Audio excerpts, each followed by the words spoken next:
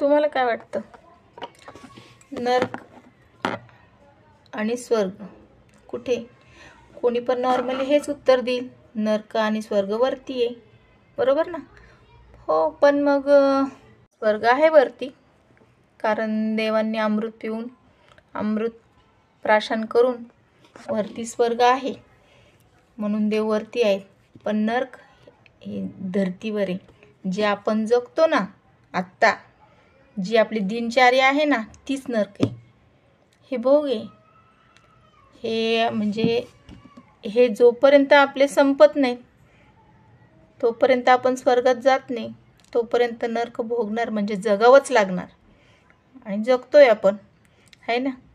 तर कोणाचं नुकसान न करता, कोणाच्या लेकीबाईची छेड न काढता, कोणावर अत्याचार न करता जगलं तर नक्कीच स्वर्गाचा रस्ता मोकळा होईल असं म्हणतात.